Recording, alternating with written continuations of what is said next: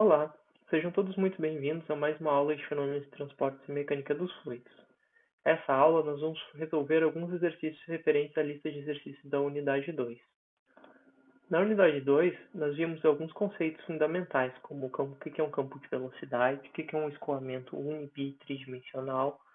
Nós também vimos o que são linhas de tempo, linhas de corrente, linhas de emissão, linhas de trajetória, linhas de tensão, o que é a viscosidade de um fluido, o que são fluidos newtonianos e não newtonianos. Então, os exercícios que nós vamos resolver agora, eles abordam principalmente essa parte da disciplina. Então, na primeira questão, o que é perguntado é se o meu escoamento ele é uni-, bi ou tridimensional e se esse escoamento é permanente ou transiente, tá? Primeiro vamos lembrar o que é um escoamento uni-, bi ou tridimensional, tá? O meu vetor velocidade, ele é dado por U em função de I, mais V em função de J e W em função de K, tá?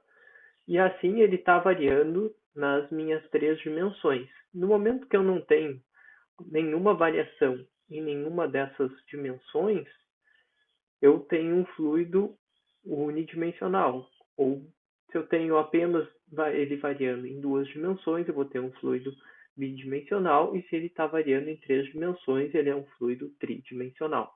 Tá?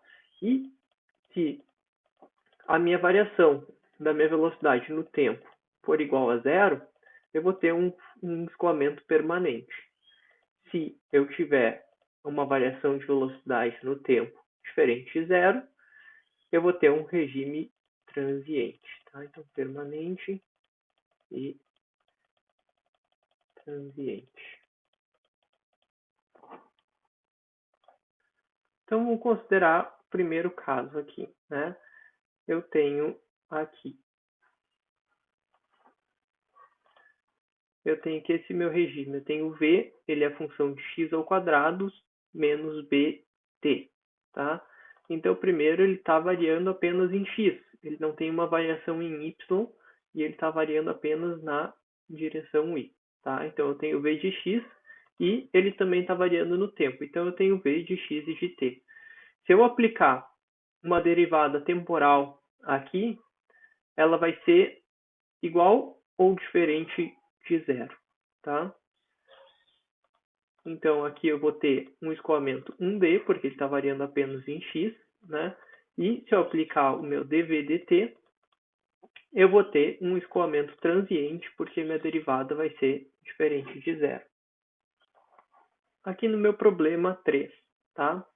Eu tenho minha velocidade, ela vai ser em função de axi, bxj mais c na direção k, tá? Aqui eu tenho o meu vetor atuando no meu sistema de coordenadas em três dimensões, mas ele está variando apenas em função de x, tá? Eu só tenho componente x ali. Então, eu tenho aqui no meu problema 3, ele vai estar variando apenas em x. Ele está variando no tempo? Não. Então, eu posso dizer que ele é unidimensional. Se eu tirar a derivada temporal da minha velocidade, a minha derivada temporal aqui vai ser constante, né? Então, meu dv/dt vai ser igual a zero. Logo, ele é um regime permanente. Tá? Vamos analisar agora, então, o meu problema 5. Né? 5 vai ser basicamente a mesma coisa. Eu tenho aqui apenas variação em x. Tá? A, b são constantes. Aqui eu tenho uma variação em x ao quadrado, ou seja, ele está variando apenas em x, mesmo que ele esteja num espaço e variando em dois planos, tá? Ele está variando apenas ao longo da direção x, tá? E também não tem variação no tempo. Então, a resposta do problema 5 vai ser basicamente a mesma resposta do problema 3, tá? Ele vai ser unidimensional e permanente, tá? No problema 7, tá? Vamos escrever ele aqui. O que eu tenho? Eu tenho x, y e z. Então minha velocidade está variando em função de x, y, z na direção k, tá? Então é um campo de velocidade aí relativamente complexo, né? Então, eu tenho o meu V, ele vai estar variando em x, y e z, logo ele vai ser tridimensional. E eu tenho variação no meu campo de velocidade, se minha velocidade é constante no tempo, né? Eu vou ter que meu dv dt vai ser igual a zero, logo eu vou ter que um regime de escoamento permanente. E bom, eu não vou fazer para os outros, né? A gente pode fazer até aqui de cabeça, só vocês já entenderam como é que é, tá? Aqui eu tenho aqui, ó, variação em x e y, logo um escoamento bidimensional, não tenho nenhuma variação em t, logo ele é permanente, tá? Aqui eu tenho x, z e z, logo eu não tenho nenhuma variação em y, tá? Então minha velocidade vai ser função de x e z, logo ele é um escoamento bidimensional, não tenho nenhuma variação em t, ele é um regime permanente. Aqui na 6, tá? Eu tenho variação em x, y, e y e z e t, tá? Então, ele vai ser um problema tridimensional, né? Porque eu tenho x, y e y e z, tá? Então, está variando nos três. E o tempo, se eu aplicar a minha derivada temporal aqui, isso vai ser igual a zero. Isso vai ser igual a b a menos b yz, logo é diferente de zero. Então, ele é um regime transiente, ele está variando no tempo, tá? E na minha letra, no meu número 8, nosso problema vai ser basicamente igual. Nós temos aqui ele variando em função de x e t, tá? E aqui eu tenho ele variando em função de y, tá? Não tenho componente z, então ele vai ser bidimensional e transiente, porque ele tem uma componente que está variando no tempo. O exercício 2, que equivale ao exercício 2.6 do livro do Fox, ele fala que para um dado campo de velocidade, que é igual a v, vai ser igual a ax ao quadrado i mais bxy j, onde a e b são constantes dadas no problema, e ele fala que as coordenadas são medidas em metros, tá? Aí ele pergunta se o campo de escoamento é uni, bi ou tridimensional. Por quê? E aí ele pede para calcular qual que seria as componentes da velocidade no ponto 2 e 1,5 e para deduzir as linhas de correntes que passam por esse ponto, tá? Então, as linhas de correntes que passam por esse ponto 2 e 1,5, tá? E depois ele pede para traçar algumas linhas de corrente no primeiro quadrante, incluindo aquelas que passam por esse ponto, tá?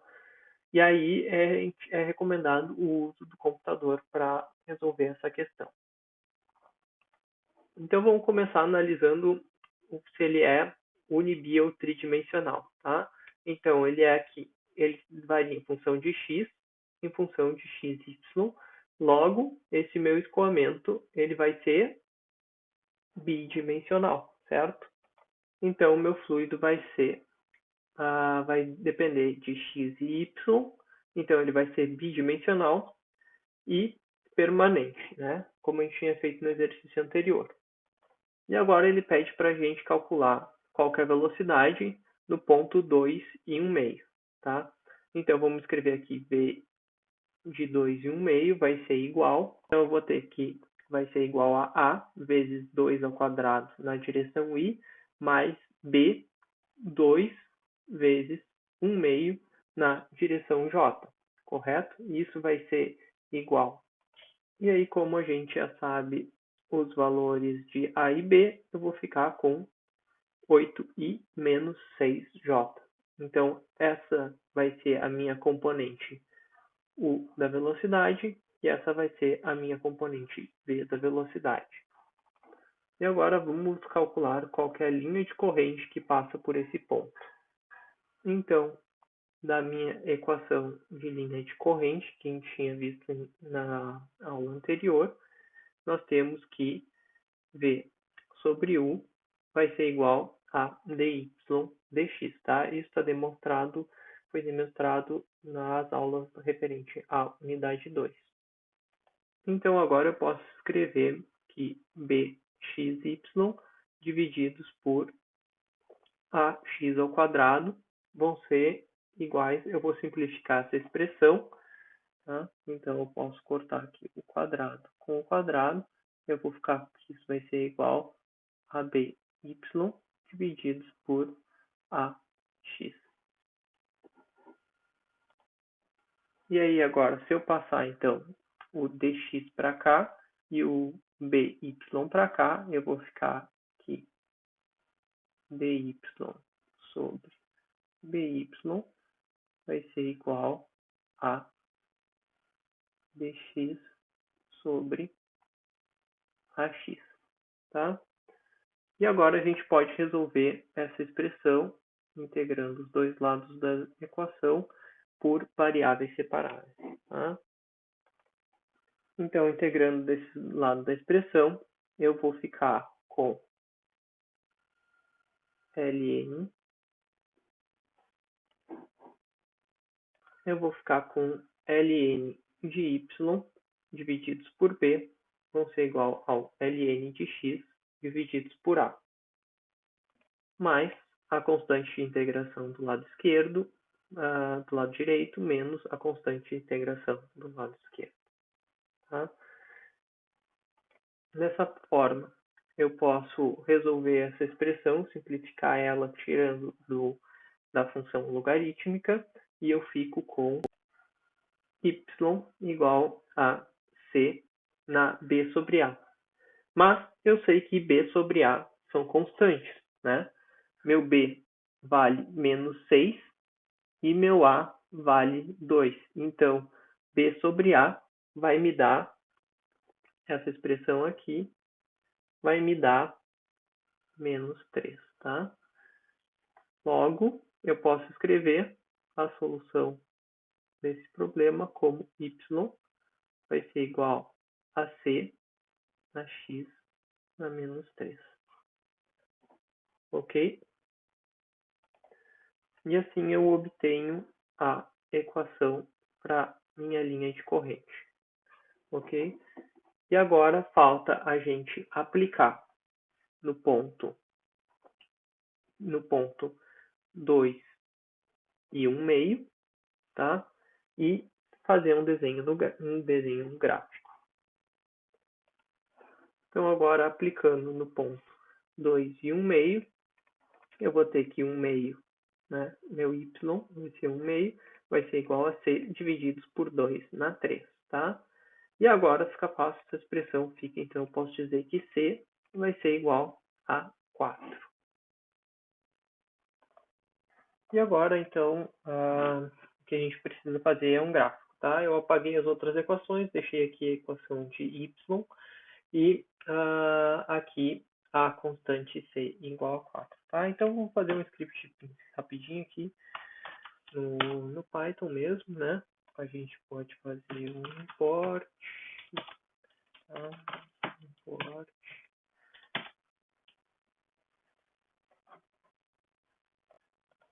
Então, eu vou escrever aqui, x vai ser igual a 0.1 até 2.5 a cada 0.1, tá? Eu vou ter que meu c vai ser igual a 4 e o meu y vai ser igual a c vezes x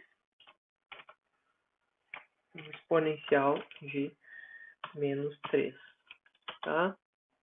Então, agora eu posso fazer um plot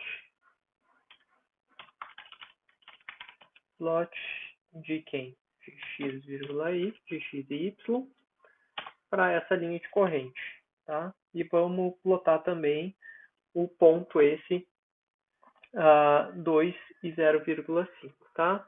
Então, vamos plotar aqui 2, 0,5, tá? E aí, aqui a gente obtém, então, o nosso gráfico, tá? Então, aqui eu tenho quando y for igual a meio, tá?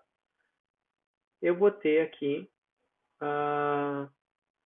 meu x vai ser igual a 2, tá? Então, aqui esse ponto, e essa é uma das minhas linhas de corrente, tá? O que a gente pode fazer agora, a gente pode assumir vários Cs, tá? Então, eu posso escrever aqui um for C,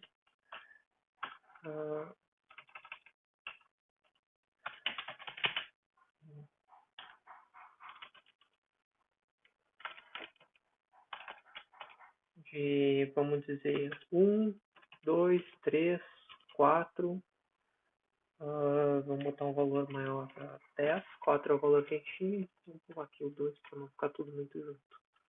Tá? Então aqui eu estou estabelecendo 4 valores dessa constante C, tá? Estou estabelecendo 4 valores dessa constante C, e aí agora eu vou escrever meu Y para cada um desses Cs, tá? E aí eu vou mandar ele plotar meu valor de x e y, e vou plotar também o meu ponto aquele 2 e 0.5 que a gente tinha plotado antes, tá?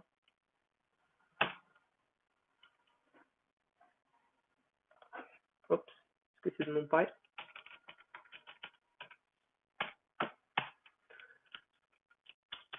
Tá? Tá? E aqui eu tenho diversas linhas de corrente.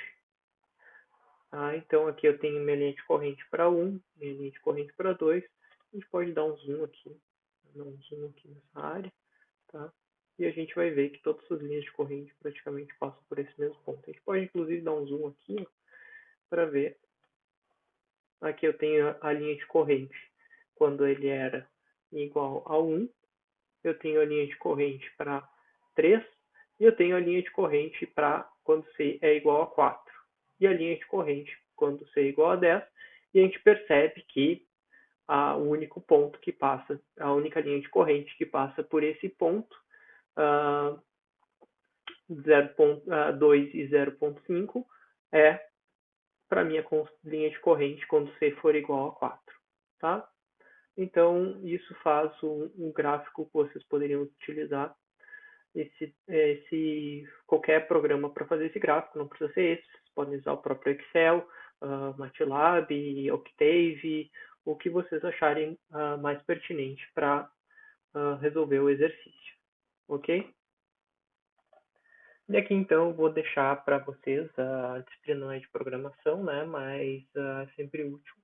Eu vou deixar aqui para vocês o script um pouco mais completo, aí adicionando as legendas todas.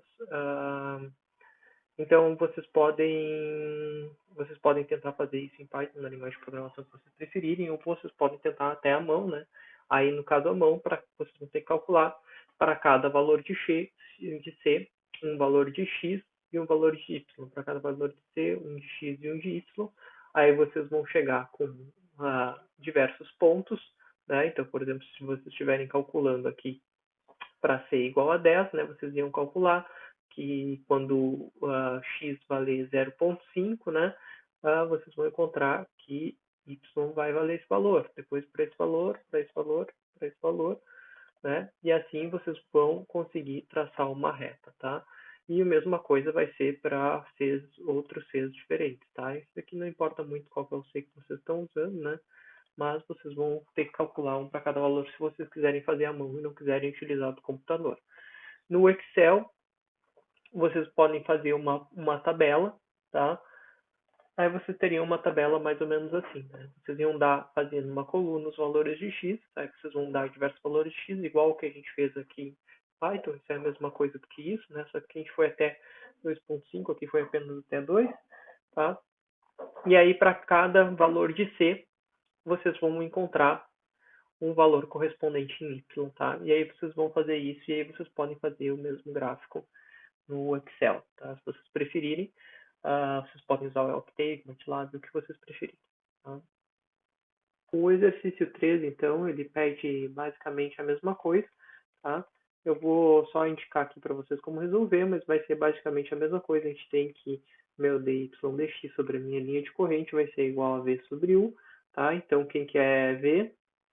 V é a componente j, né? Então, a sobre x ao quadrado. Vou escrever aqui como a x na menos 2 divididos por a sobre x, ou seja, x na menos 1, tá? E aí, se eu simplificar isso, eu posso cortar esses dois a, se eu vou cortar aqui e simplificar, menos 1 com menos 2, eu vou ficar aqui dy sobre dx vai ser igual a 1 sobre x, tá?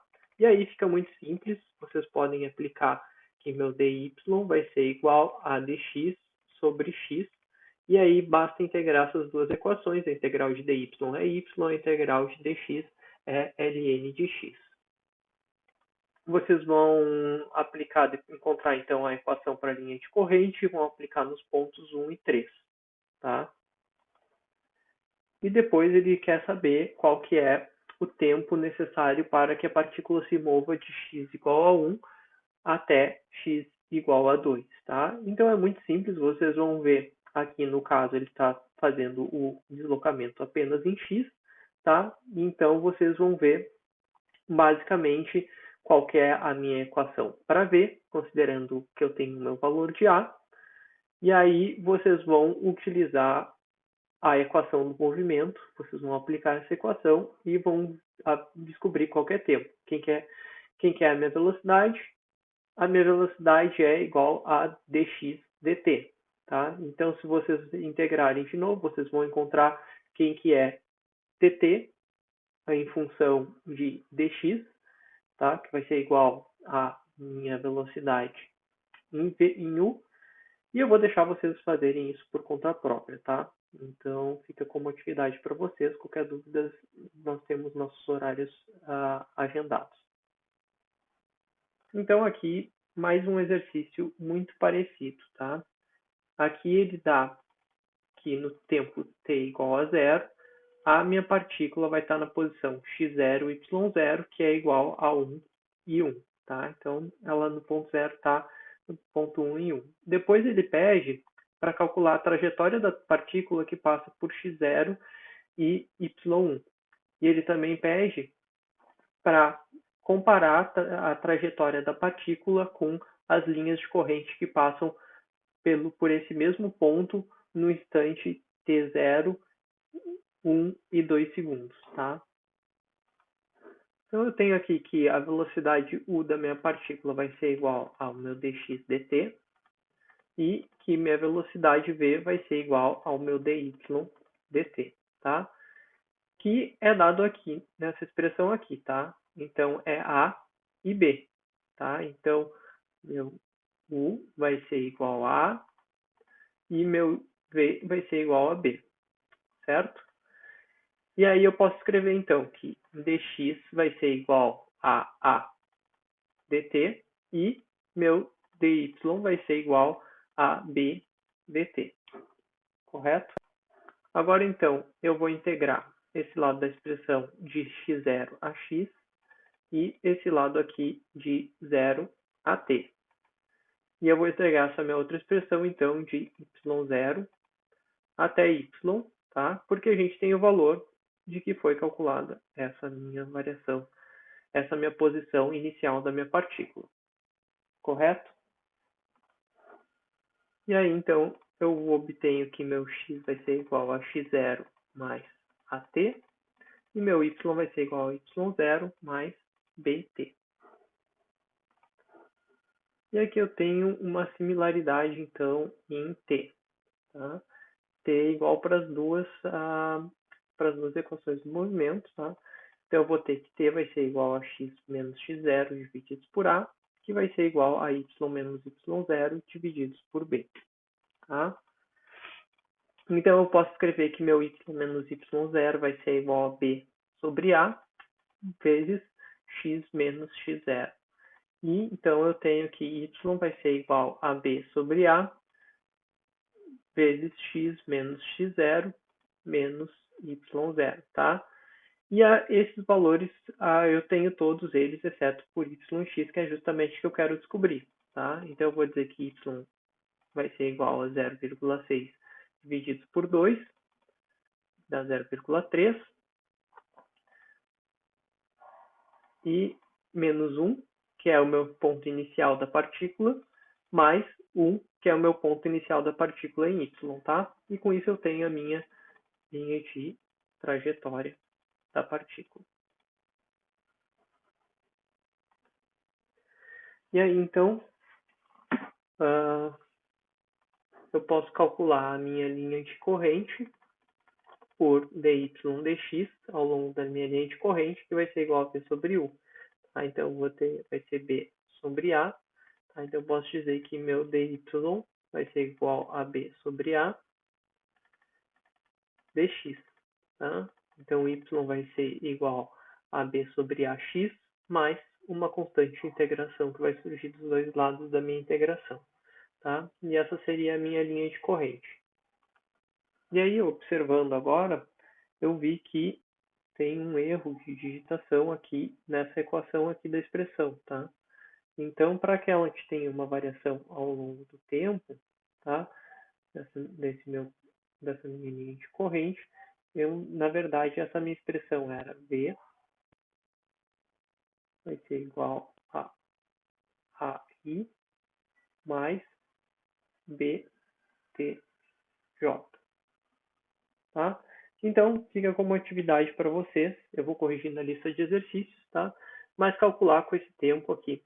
E aí depois vocês vão poder calcular um gráfico considerando o t igual a 0, t igual a 1, t igual a 2. E aí vocês podem usar o software de preferência de vocês para corrigir, para plotar e verificar os resultados, tá? Então fica como atividade para vocês corrigir essa solução, tá? Mas não vai mudar muita coisa. Basicamente, o que vai surgir aqui, quando vocês põem B, vocês vão ter que colocar, então, aqui vai ficar um T, aí T aqui vai ser ao quadrado e divididos por 2, né? A minha integração. Não, aí aqui vai ser isso, T ao quadrado divididos por 2, tá? E aí vocês vão ter uma raiz aqui e isso daqui vai ser diferente, tá? Mas a equação vai ficar um pouco diferente, mas não é muito diferente do que vinha sendo desenvolvido, tá? Então fica como atividade para vocês corrigirem, a solução vai ser muito parecida. Aqui o exercício 6, ele é extremamente parecido, tá? Eu vou deixar vocês fazerem por conta própria. A única coisa que vocês vão precisar é utilizar a definição de que tal é igual a força sobre área, tá? E aí vocês vão poder calcular a força, tá? Então, eu vou deixar vocês resolverem esse exercício por conta própria, que é relativamente simples. Então, a questão número 7, tá? É a questão do patinador deslizando sobre o gelo, tá? Então, ele dá que a velocidade com que esse patinador está deslizando sobre o gelo é de 6 metros por segundo e que o peso do patinador é de 450 newtons, tá? E aí tem uma película fina de água que está mais ou menos na mesma temperatura do gelo, tá? Que ela é fundida pela pressão da lâmina. Então, ou seja, quando o patinador passa por cima dessa camada bem fina de gelo, essa camada de gelo derrete, ela vai estar à mesma temperatura, cerca de 0 graus Celsius, né? E aí ela vai derreter justamente por causa desse atrito com os patins, tá? E aí ele considera que os patins têm um comprimento de 0,3 metros, uma largura de W de 3 milímetros, tá? E a espessura dessa camada de água que se forma entre o patim e o gelo é de 0,0015 milímetros, tá? Então, uma camada muito pequena, tá? Então, se vocês estão com dificuldade de ver quem que é o patim aqui, né, é esse caso aqui, tá? É esse os patins no gelo, tá? Então, vamos analisar quais são as informações que a gente tem no problema, tá? Nós temos aqui os patins, e aí e o solo, tá? E aí tem essa distância entre o gelo, tá? Aí nós temos uma velocidade e a gente sabe que no solo essa velocidade vai ter que ser igual a zero. Então nós temos um perfil muito inclinado de velocidade que vai ter entre o gelo, I, que é um sólido, né, entre o gelo que vai estar parado, e essa fina camada de água. Então, nós vamos ter um perfil de velocidade muito grande, muito acentuado, tá? E aí nós temos aqui a tensão de cisalhamento, tá? E aí nós temos que a velocidade na superfície, ali como se fosse na placa que está se movendo, vai ser de 6 metros por segundo. Tá? E o H, que é essa espessura dessa camada, vai ser de 0,0015 milímetros. Tá? Cuidado, tem que fazer conversão de unidades aqui. Né? 1 milímetro é igual a 10 na menos 3 metros. Tá? Então aqui nós vamos considerar um perfil linear, tá? De velocidade, para simplificar um pouco as equações, né? E nós vamos considerar também, vamos pegar o valor da tabela para a água a próximo de 0 graus Celsius, tá? E aí eu vou resolver aqui sem colocar valores, e aí depois vocês podem colocar os valores que vocês encontrarem, tá? Então aqui eu vou ter que meu DU/DY vai ser aproximado, se essa relação for linear, né? Eu posso aproximar ele de ΔU sobre ΔY, tá? E aí eu vou ficar que vai ser o ΔU vai ser 6, né? E o ΔY vai ser igual a H, tá? Então o meu tal vai ser igual ao meu mu, que vai estar na tabela, vezes 6 divididos por H, tá? E aí agora ele pede para a gente calcular a desaceleração da patinadora resultante dessa tensão de cisalhamento, tá? E aí, para calcular essa desaceleração é fácil. Nós temos que força vai ser igual a massa vezes a aceleração, tá? E eu tenho que a minha tensão de cisalhamento ela é força divididos por unidade de área, tá? E a área da patins vai ser dado justamente por esses valores de L e W que a gente tem. Então, o comprimento e a largura no meu patins, tá? Então, a gente tem todas as informações que a gente precisa. Eu vou ter que tal vai ser igual a tal vezes a área vai ser igual a massa vezes a desaceleração do patinador, né, no eixo X aqui. Então, eu tenho também quem que é a minha massa é dado aqui em função do peso da pessoa, né? Então eu tenho que mg vai ser igual a 450 newtons, que é o peso da patinadora, tá? Então logo eu vou ter que meu m vai ser igual a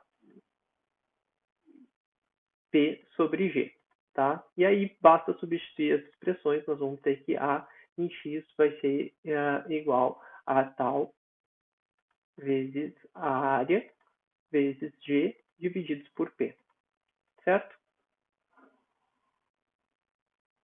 E aí fica como tarefa para vocês encontrarem os valores. A questão 8 do Monson, ele dá um problema muito semelhante ao do patinador que a gente resolveu anteriormente. Então, não vou responder ele completo para vocês, tá? Ele pede para calcular a razão entre a tensão de cisalhamento da superfície desse fluido, que tem uma viscosidade tal, e no fundo do fluido que está com um fluido que possui uma outra viscosidade. Tá? Eu tenho que na superfície aqui desse fluido, tá? Aqui nesse ponto vai ser 0, nesse ponto aqui de encontro entre os dois vai ser 2 metros por segundo, e a superfície, essa daqui, ela está se movendo a 3 metros por segundo, tá? E aí vocês podem, pela figura aqui, dá para estimar que esse perfil é linear, que nem o perfil que a gente utilizou do problema anterior, tá? E a velocidade nesses dois pontos, ela vai ser igual, tá? E aí eu vou deixar para vocês calcularem qual que seria a razão de tensão e de cisalhamento na superior e na porção inferior, tá? Desse fluido. Então, aqui no problema 9, tá? Nós temos um problema um pouco mais elaborado, um pouco mais longo, mas relativamente simples, tá? Nós temos, então, um bloco de massa M, que ele vai deslizar sobre uma película de óleo. Aí a espessura dessa pelitos é H, semelhante ao problema do patinador que a gente fez agora há pouco, né? E a área do bloco é A, como e semelhante também ao problema do patinador que a gente resolveu agora há pouco, tá? O que é novo aqui, ele pede para a gente desenvolver uma expressão algébrica para força viscosa, então é muito semelhante também ao que a gente fez no exercício passado do patinador, tá? E aí ele pede para deduzir uma equação diferencial para velocidade.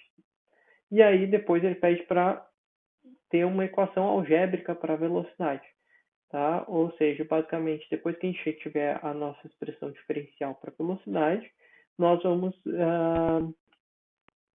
então integrar essa expressão para obter a expressão algébrica, tá? E aí depois ele dá os valores que a gente tem, os valores de massa do meu bloco, a área e tudo mais, e aí ele pede para fazer uma curva de velocidade no tempo desse meu bloco, tá? E pede também para a gente determinar qual que é a viscosidade do óleo nessa condição. E aqui, então, eu tenho as principais expressões para o meu problema, tá? Eu tenho que o meu tal vai ser igual a mu dt, tá? Lembrando que, dy, né? dy. E tal também é expresso como força por unidade de área. E eu tenho que o somatório das forças do meu sistema vai ser igual a massa vezes a aceleração, segundo a lei de Newton, tá? E aqui eu vou fazer uma aproximação, eu vou dizer que meu perfil de velocidade vai ser a superfície, no fundo vai ser linear, tá?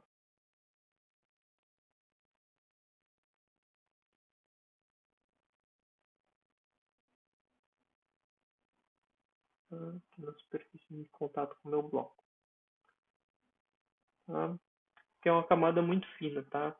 Então essa aproximação de que seja um problema linear é relativamente bem aceita. Então aqui eu vou escrever que minha força vai ser igual a tal vezes A, que vai ser igual a mu do óleo, tá? Vezes meu delta U sobre meu delta Y, que vai ser igual a mu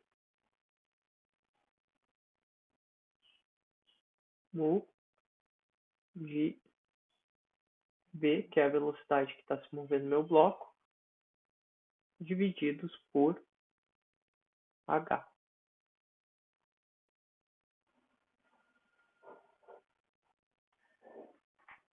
E aí, então, eu vou ver agora quem que são as minhas forças, né? Eu vou ter que meu somatório de forças vai ser a minha força de tração que está puxando esse bloco, menos a minha força viscosa, vou chamar de FV, tá? Então, vou botar um Vzinho aqui em FV, outro Vzinho aqui em FV, tá? Isso tudo vai ser igual a minha massa do meu bloco vezes a variação de velocidade do meu bloco, tá? Então, eu vou botar aqui o M maiúsculo do meu bloco, tá?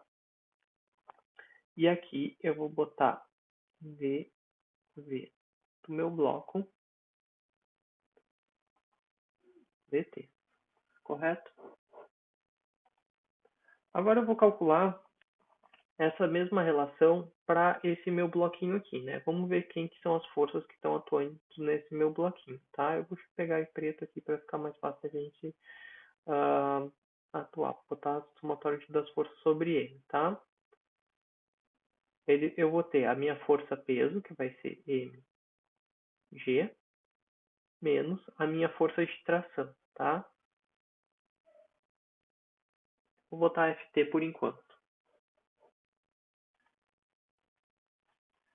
E aí, isso aqui tudo vai ser igual a massa do meu bloquinho vezes a variação de velocidade da minha massinha, tá? No tempo. E agora, então, eu vou escrever quem que é essa minha força de tração, tá? Eu posso escrever que meu Ft ser igual a menos m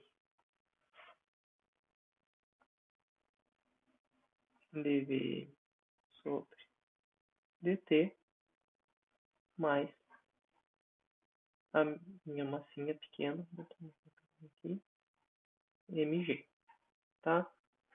Então, com isso, eu consigo calcular a força de tração com base nas informações do meu bloquinho menor, tá? E vai ser a mesma tração que vai estar sendo transferida para esse bloco aqui, tá? Então, eu posso utilizar para substituir nesse valor aqui.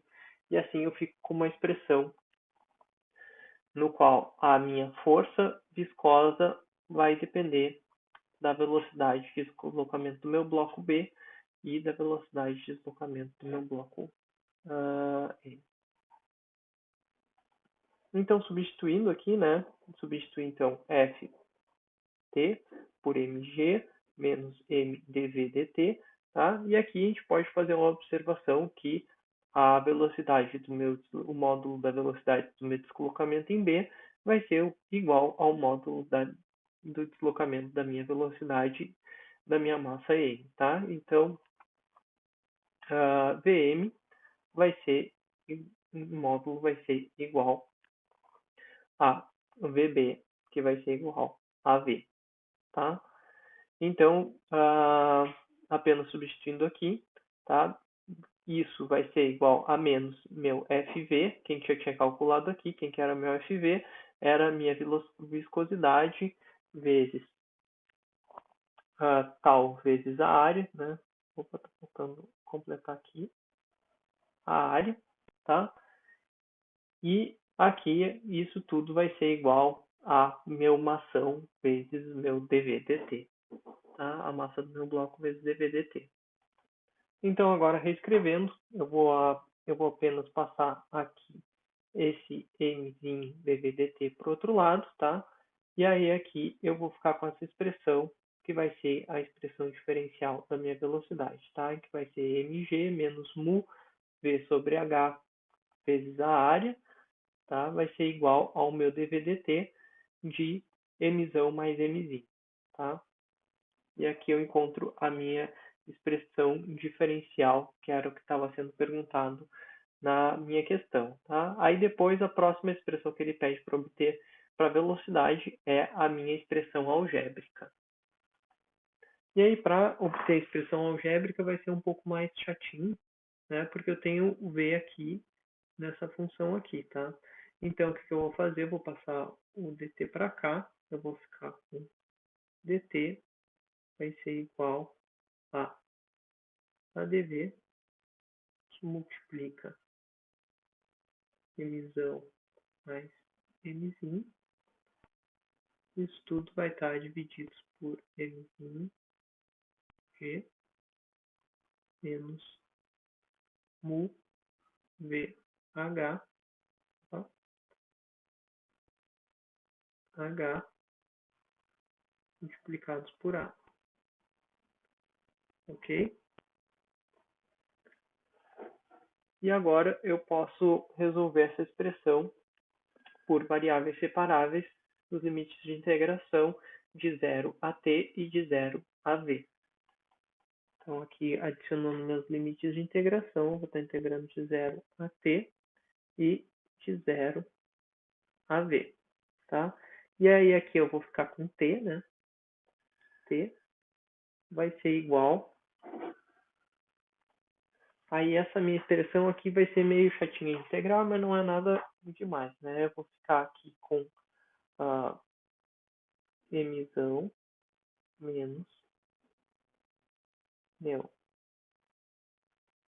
mais meu mzinho, tá? Que eles vão ser constantes em função dessa minha integração aqui, tá? Divididos por mais que sai daqui. Aí esse lado aqui da minha expressão aqui vai ser essa minha parte aqui vai ser constante, então a minha integral vai ficar aqui, vai vir um sinal de menos, né? E aqui eu vou poder tirar mu sobre H e a área, tá? Então, eu consigo tirar dali de dentro e agora vem a minha expressão toda, o meu integrando aqui, que vai ficar ln de mg menos mu v sobre h a, tá? E aqui eu tenho a minha expressão analítica. E aqui, desculpa, eu tenho que empregar ainda nos intervalos de 0 a v, né? Que eu estava me esquecendo, tá? Então, aplicando isso aqui no intervalo de 0 a v, eu vou ficar com ln de mg, tá? Isso aqui vai para 0, tá? E só, tá? E quando o meu v for v, essa expressão vai ficar assim como tá, tá? Então, quando eu aplicar nos intervalos, eu vou ficar com a seguinte equação. Cá, então, o t vai ser igual a menos mzão mais mzinho vezes h divididos por mu sobre a ln de 1 menos mu sobre v a divididos por h. E aí, se vocês fizerem um pouco mais de manipulações matemáticas, né, a gente pode tirar esse exponencial aqui. Vamos passar toda essa expressão aqui para esse lado, né? Vou ficar com t vezes mu vezes a divididos por h, divididos por, depois divididos por m mais t. E aí eu posso tirar o exponencial dessa expressão, tá? E aí vem o exponencial para isso daqui que estava desse lado aqui, vai ficar igual ao que estava nessa expressão aqui, tá? E aí, se vocês fizerem isso, a gente pode depois isolar V e a gente vai ficar com a seguinte expressão para V, tá? E aí vocês podem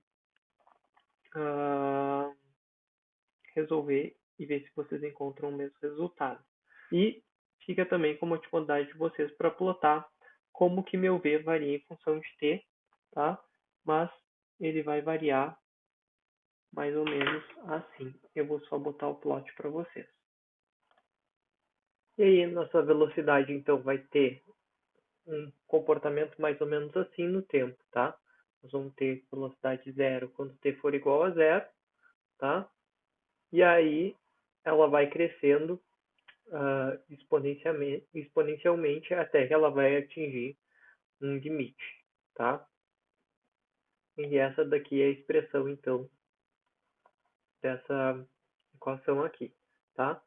Eu vou deixar depois, vocês podem fazer vocês mesmos, eu vou deixar esses scripts disponível. Quem gostar de trabalhar em Python pode fazer por conta própria, mas vocês podem fazer em qualquer software, tá?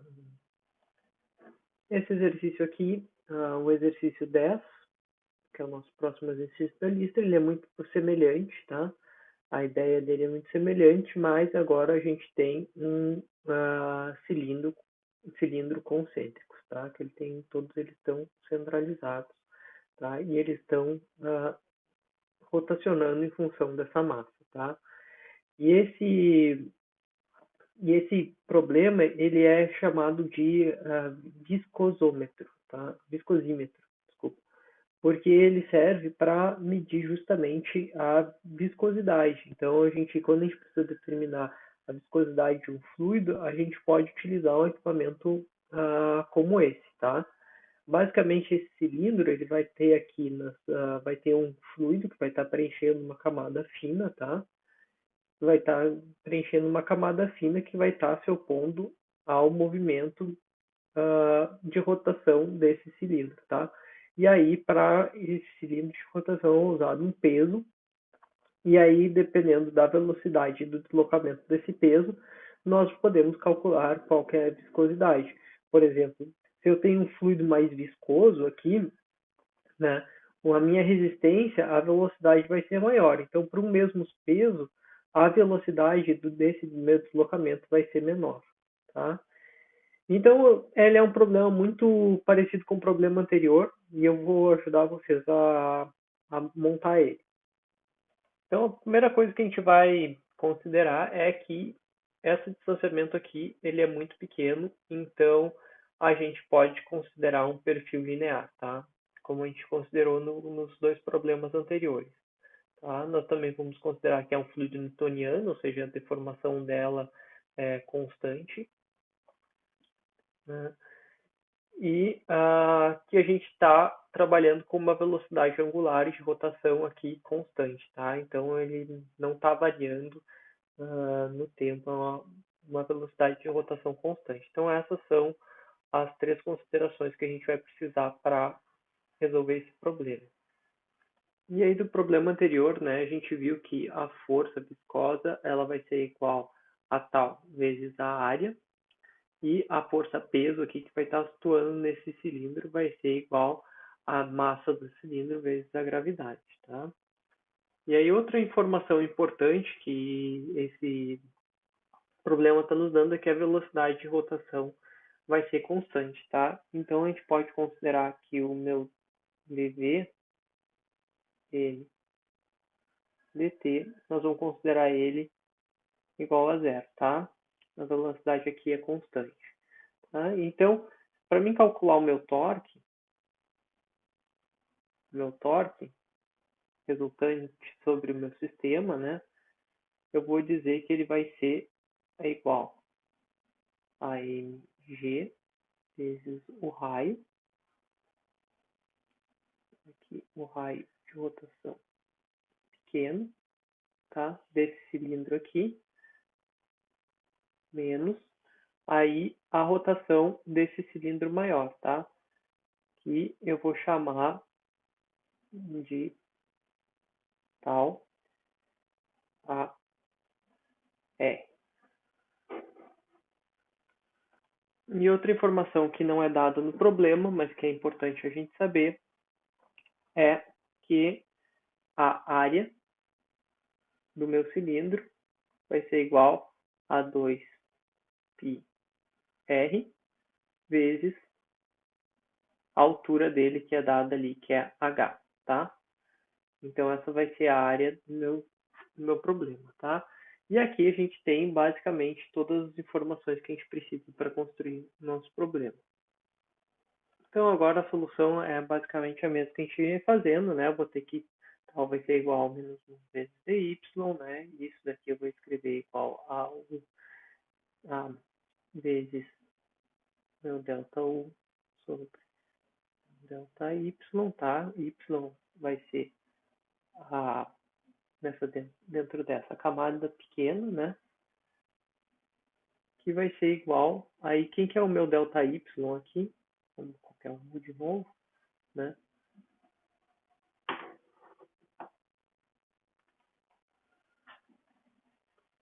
Aqui, V menos 0, divididos por A, que é a espessura da minha camada, menos 0. Certo? Que eu vou desenhar quem que é o meu problema, tá? Então, eu tenho como se eu tivesse tirado essa fatiazinha aqui, tá desenhada aqui, tá? Eu vou definir meu eixo Y nessa direção aqui e o meu eixo U, tá? Nessa direção aqui, tá? E aí eu tenho o cilindro interno esse, né? Esse cilindro interno aqui, ele tá rotacionando nesse sentido, tá? Então, é uma fatia muito pequenininha dele, mas só para a gente ter uma ideia, tá? E como eu tinha assumido que o perfil era linear, então eu desenhei aqui um perfil linear, tá? E aí, quem que vai ser a minha velocidade na camada superficial desse meu cilindro, tá? Ele vai ser igual a U Vm, né? Que era a velocidade constante que ele tinha dado, de R divididos pelo Rzinho, tá? Onde R é esse raio maior e Rzinho é esse raio menor, tá? Justamente porque a minha velocidade angular vai ser constante. Então agora eu vou substituir essa velocidade U aqui, tá? Então eu vou ficar que isso aqui vai ser igual a mu vezes Vm R sobre R divididos por A. Então agora vamos pegar a nossa expressão do torque aqui, o torque resultante. Como o nosso movimento não está acelerado, né? Eu posso falar que o somatório do torque do meu sistema vai ser igual a zero, tá? Então eu vou escrever que meu mgr vai ser igual ao meu tal, que a gente calculou aqui, opa, menos o meu tal, que a gente calculou aqui, vai ser mu vezes vmr divididos por AR vezes a área vezes R. E aí a área a gente tinha calculado, né? Quem que é a área? 2πr vezes H. Então vamos só substituir ali para ficar explícito nessa equação, né? Isso daqui vai ser igual a m g r1, tá? Menos mu pm r vezes 2πr h vezes r divididos por a r. Ótimo. Agora vamos apenas simplificar essa equação, né? Nós temos R vezes R, nós temos R ao cubo. Vamos simplesmente escrever ela melhor. Tá? Então eu vou ficar com essa expressão aqui, né? Vou ficar com mu vezes Vm vezes 2π vezes H, R ao cubo, divididos por AR. Tá? Simplesmente reescrevi a expressão. E aí com isso, eu posso passar tudo aqui que está desse lado para cá, né? E aí eu posso escrever que meu mu, vou pegar uma canetinha maior ali, vai ser igual a meu mzão, tá? Aqui esse mzão era o M maiúsculo, né? Não tem Mzinho, tá? Mzão G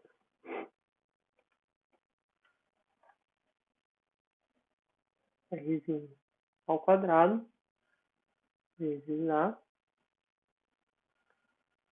divididos por 2π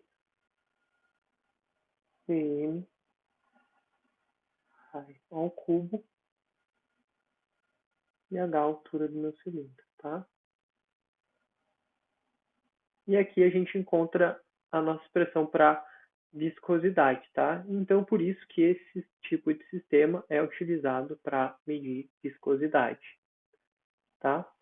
Se vocês substituírem com os valores que foi dado, tá? Então, vou botar aqui.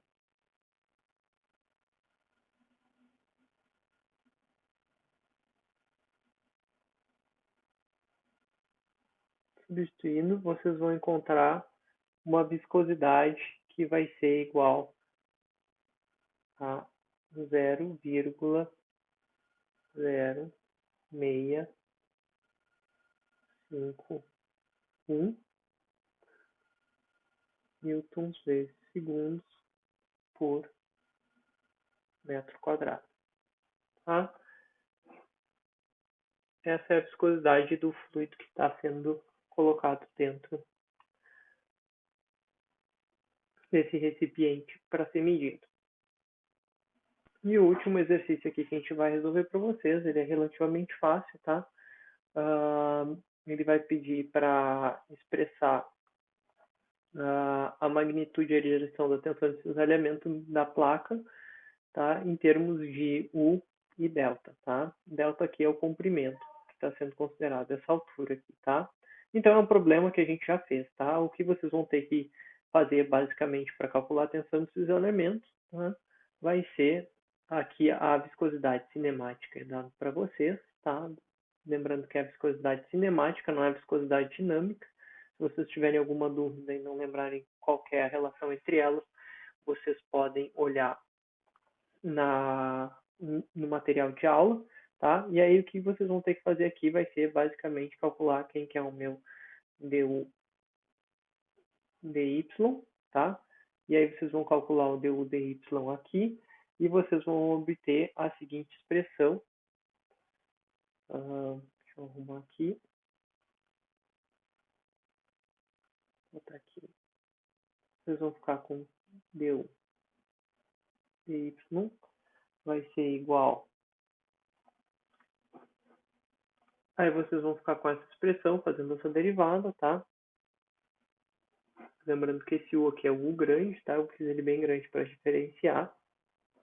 E aí agora o que a gente vai fazer vai ser aplicar que em Y vai ser calcular o que acontece com ela quando meu Y for igual a zero, tá? Quando meu Y for igual a zero, tá? Então eu vou escrever aqui Y zero, tá? Meu du dy vai ser igual a U que multiplica 3 meios de cima, tá? Isso aqui vai ser igual a zero. E aqui eu tenho uma expressão quando U for igual a zero, tá? E aí eu tenho que mu, né, que é a minha viscosidade, ela é igual a nu, tá? Lembrando que aqui fica melhor esse nu, tá? Esse nu eu vou escrever assim, tá? Nu que é a minha viscosidade cinemática vezes ρ, que é a densidade do meu fluido, tá? Isso é dado no sistema, tá?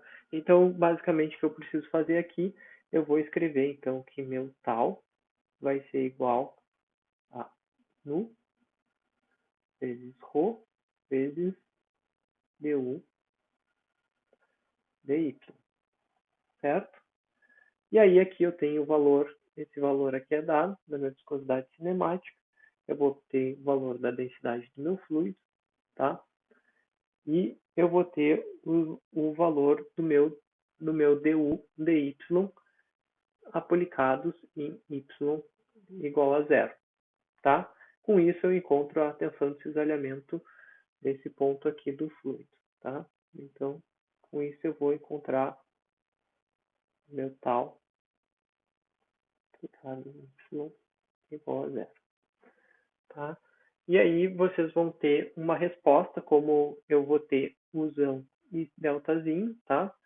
Essa resposta aqui, obviamente, vai ficar em função de usão e uzinho. Com isso, eu tenho que tal na minha superfície vai ser igual a 0,552 U delta, onde U é a velocidade que é dada a essa altura delta, tá? E metros por metro quadrado, no sentido aqui contrário ao deslocamento.